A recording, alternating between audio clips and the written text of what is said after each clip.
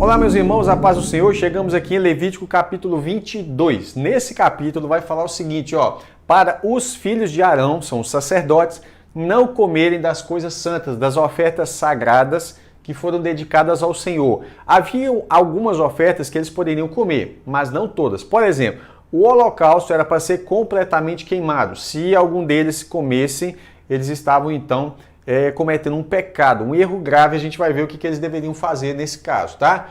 Vamos lá. Não poderiam comer desse tipo de oferta. O holocausto é só para o Senhor. Então era para ser totalmente queimado e em nada eles participavam. Os descendentes de Arão, os filhos de Arão, filhos e filhas, que estiverem contaminados, não comerão das coisas santas até que estejam purificados. E aí, que contaminação é essa? Às vezes eles tocarem em alguma coisa morta, não podia, algum tipo de animal que não poderia tocar, né? Eles, às vezes, tocavam ou estavam com lepra. Quem viu o capítulo sobre lepra sabe disso. Então, ele tinha que estar purificado da lepra. Ou talvez aconteceu de ele estar com fluxo, alguma coisa que deixava ele impuro. Em alguns casos, demorava muito, é o caso da lepra, até ele ser purificado. Mas em outros casos, bastava ele se banhar, e aí isso aí você tem uma figura do batismo nas águas, né? E aguardar o sol se pôr. Quando o sol se punha, então ele poderia participar daquela refeição, tá bom? Detalhe, nenhum estrangeiro, isso é uma regra, nenhum estrangeiro comerá das ofertas, nenhum dos estrangeiros comerá das ofertas, só mesmo o pessoal da casa de Arão. Porém, é uma regra que tem exceção. O estrangeiro servo do sacerdote, certo? Aqui não está falando do diarista, que ele contratava para fazer um serviço por um dia, por exemplo, não. E também nem mesmo um convidado do sacerdote que viesse à sua casa poderia comer da refeição das coisas santas. Porém, o servo do sacerdote que morava com ele, esse sim poderia comer das coisas santas, mesmo ele sendo estrangeiro. Olha que interessante, né? Vamos lá. A filha do sacerdote faz parte da descendência de Arão, ok. Mas essa ligação, com essa esfera sacerdotal está enquanto ela tem por cabeça o seu pai, que é um sacerdote, ou o seu marido, se ele for dessa linhagem sacerdotal. Se ela se casar com um estrangeiro, que não é um israelita no caso, ela não comerá. Então ela passa a fazer parte da família do marido. E é por isso, como a família do marido não é israelita, então ela não poderia, ela perderia o privilégio, de comer dessa refeição. Mas, se ela ficasse viúva ou divorciada, não tinha sobre ela a cabeça mais daquele marido estrangeiro. Então, quem voltava a ser cabeça dela é o pai.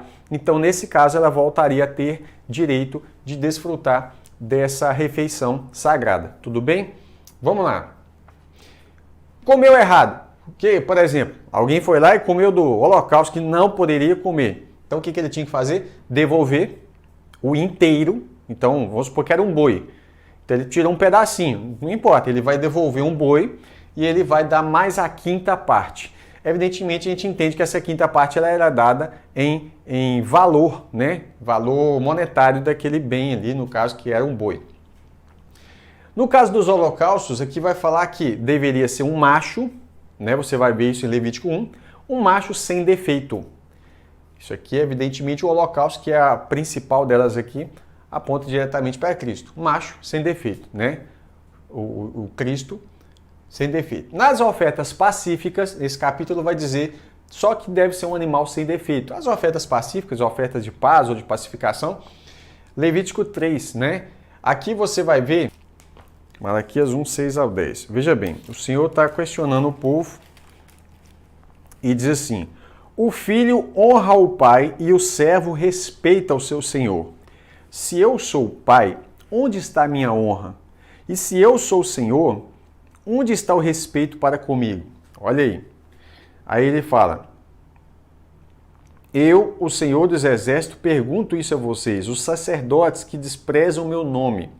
Mas vocês perguntam: como desprezamos o teu nome? Olha aí. Vocês oferecem pão impuro sobre o meu altar e ainda perguntam: em que te havemos profanado? Nisto, de pensarem que a mesa do Senhor pode ser desprezada. Quando vocês oferecem em sacrifício um animal cego, será que isso não está errado? E quando trazem um animal coxo ou doente, será que isso não está errado? Ora, experimentem oferecer um animal desses ao seu governador ou ao príncipe. Será que ele se agradará de vocês? Ou será favorável a vocês? Diz o Senhor dos Exércitos. E agora, sacerdotes, supliquem o favor de Deus, para que nos conceda a sua graça. Mas com tais ofertas nas mãos, será que ele será favorável a vocês? Diz o Senhor dos Exércitos. Quem dera houvesse entre vocês alguém que fechasse as portas do templo, fechar a porta do templo, para que não acendesse em vão o fogo no meu altar. Eu não tenho prazer em vocês, diz o Senhor dos Exércitos, nem aceitarei as suas ofertas. Deus não estava questionando o fato deles levarem a oferta. Deus estava questionando o fato deles desprezarem a mesa do Senhor, levando ofertas erradas. Nós vamos ver aqui falar sobre as ofertas com defeito. Animal cego, doente, coxo, né? Eu falo doente não no sentido de doente de não estar bom para se comer, mas doente no sentido de ter sarna, de ter alguma doença, que Deus fala que não era para ter quando oferecesse. Era para levar um animal perfeito, porque a oferta tinha que ser perfeita. Então, eu estou lendo aqui para você acerca disso que é dito nesse capítulo, mas nós vamos ver aqui, ó, Levítico 22, vai falar o seguinte, ó. O cego, o que não era para levar? O cego, aleijado, mutilado, ulceroso, sarnoso ou cheio de feridas na pele, vocês não devem oferecer ao Senhor, e deles não devem apresentar como oferta queimada ao Senhor sobre o altar. Aí no verso 24 fala: não ofereça ao Senhor animal que tiver testículos machucados, moídos, arrancados ou cortados. Não façam isso em sua terra. Porque isso fala de multiplicação, né? Porque você vai ter o sêmen, a semente de multiplicação. Você está dando uma oferta que não se multiplica, entre aspas, né? E aí aqui no verso 25, diz assim, olha que interessante. Aí eu já fiz a ligação aqui, ó. O que seria um animal defeituoso? A oferta defeituosa. Mateus 5, 23 e 24, Jesus lembra, olha, se você estiver indo levar a sua oferta e lembrar que seu irmão tem uma pendência contra você, vai lá, deixa a sua oferta no pé do altar, não leva, não entrega ainda, conserta com seu irmão e depois você volta e entrega a sua oferta. Ou seja, se você, ao levar a sua oferta, você está ali tendo ciência de que você está vivendo uma vida errada ou que alguma coisa está atrapalhando a comunhão, mesmo que não foi você que provocou, a Bíblia fala, no que depender de vós, tende paz com todos os homens. Então, estou indo levar a oferta, mas percebi, opa, tem uma pessoa que não está muito bem comigo. Segura aquela oferta. Vá lá, ora a Deus, conserta com aquela pessoa. Ah, mas não foi eu que provoquei. Não importa, nós precisamos ser promovedores da paz, os pacificadores, né? E aí, depois você leva a sua oferta, porque muitas pessoas estão levando ofertas com defeito. E aí, o que é oferta com defeito? A pessoa está vivendo uma vida de adultério, mas ela tira ali todo mês uma parte para o Senhor. Está aqui, eu estou sendo fiel ao Senhor. Como fiel? A pessoa está vivendo uma vida eu falei do adultério, mas pode ter fofoca, pode ser de mentira, pode ser de vícios. São ofertas com defeito. Se a pessoa não está lutando contra esse pecado, não está buscando de Deus a cura, a restauração, a libertação, ela está vivendo uma vida pecaminosa, está enganando a si mesmo, né? Agora vamos lá. No verso 25, Levítico 22, 25, fala assim: também da mão de um estrangeiro, nenhum desses animais vocês poderão oferecer como pão do Deus de vocês, porque são corrompidos pelo defeito que há neles, e não serão aceitos em favor de vocês. Bem, aqui está falando o seguinte, porque os estrangeiros eles tinham o costume de levar as suas divindades, antes de conhecer o Senhor Deus de Israel, na época, eles tinham o costume de levar os animais quebrados, né, os animais cegos, lá nas suas divindades. Então o Senhor está falando assim, olha, você não vai receber nem se for o estrangeiro que vier trazer. Ele também precisa se conscientizar. Agora, é claro que o estrangeiro que levasse a oferta, ele havia se convertido ao Deus de Israel, certo? Então, ele passa a fazer parte da comunidade, então ele tem que ser instruído na lei do Senhor. Eu coloquei aqui 3 João 1,7 para mim também fazer uma alusão a algo que eu não queria esquecer, tá? Por quê? Porque a igreja precisa ter uma consciência. A obra de Deus precisa de ajuda financeira? Precisa. Ela precisa para fazer um monte de coisas. certo? Agora, vamos lá, 3 João 1,7, diz assim, ó, pois foi por causa do nome que eles saíram sem receber nada dos gentios. Então veja bem, aqueles que saíram a pregar o nome de Jesus saíram sem receber nada dos gentios. Gentios são pessoas que não estão ligadas em Deus. Paulo vai explicar em Efésios 2 que quando você se converteu a Cristo, você já não é mais gentil, mas faz parte do povo de Deus, ok? Então, o que está falando aqui? Quando os apóstolos saíram para pregar, quem sustentava eles era a igreja do Senhor. Não eram aqueles que não eram crentes ainda em Jesus Cristo. Então eles saíram sem receber nada dos gentios. O que eu quero ensinar com isso aqui, não é eu que estou ensinando, no caso João, né, inspirado pelo Espírito Santo, está falando o seguinte, a igreja precisa sustentar as obras da igreja. Então, você tem um missionário no campo, quem tem que sustentar ele é a igreja. Não são as pessoas do mundo que tem que sustentar ele, tá? Então, eu queria ligar isso aqui para a gente não esquecer. Vamos lá. Do mesmo jeito que a Bíblia fala sobre as ofertas sem defeito, você se lembra que no capítulo anterior eu falei sobre os sacerdotes com defeito também. Então, a oferta sem defeito e o sacerdote sem defeito.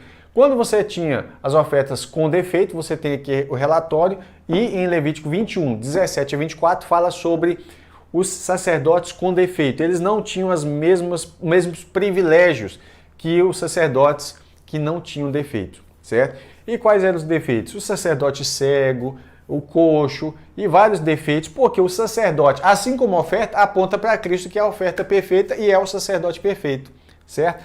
É claro que ele não ficava sem comer, não passava fome, mas ele não podia estar, por exemplo, comendo dentro de determinado local, ele não poderia exercer todo tipo de atividade, né?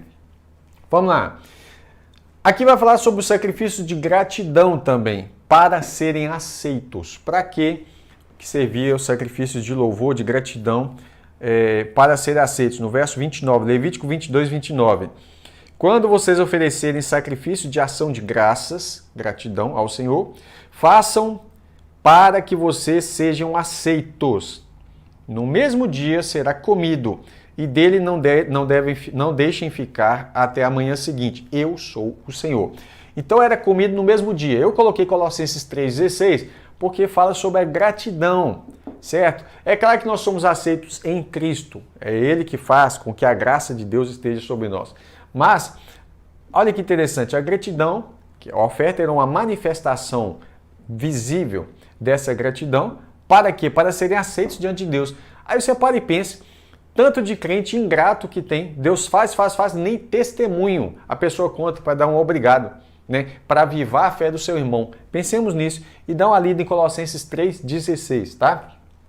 E no final é fechado esse capítulo dizendo que guardem e cumpram os meus mandamentos, eu sou o Senhor.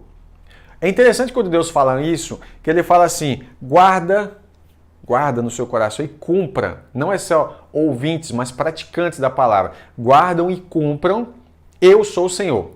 Ou seja, está dizendo, eu que mando. Quando fala de senhorio, está falando de autoridade sobre alguém, sobre vocês, sobre o povo, né? Que ele está dizendo, eu sou o Senhor. Não profanem o meu santo nome, mas serei santificado no meio dos filhos de Israel. Eu sou o Senhor que os santifico, que os tirei da terra do Egito para ser o vosso Deus. Eu sou o Senhor. Então, como profanar? Se você deve guardar e cumprir os mandamentos para não profanar o nome do Senhor, ó Israel. Então, como que eles profanariam o nome do Senhor no meio dos gentios? O povo falaria, esse aí que é o povo de Deus? Não é assim que fala hoje com a igreja? Ah lá, diz que é crente, ó, falando palavrão, vendo pornografia, né? Então, quando a gente não guarda no nosso coração para cumprir a palavra de Deus, nós profanamos o nome do nosso Deus. Profanar o nome do Senhor não é falar o nome do Senhor em português, inglês, hebraico, espanhol, nada a ver. Profanar o nome do Senhor é dizer que é do Senhor, se apresentar à sociedade como dizendo, ó, agora eu sou de Cristo, e não viver segundo a palavra de Deus. Tudo bem? Espero que você tenha gostado. Vou deixar o quadro livre para fazer aquelas suas anotações. Que Deus te abençoe. Até o próximo. E o próximo é as festas. Levítico 23. Deus te abençoe e ore por nós.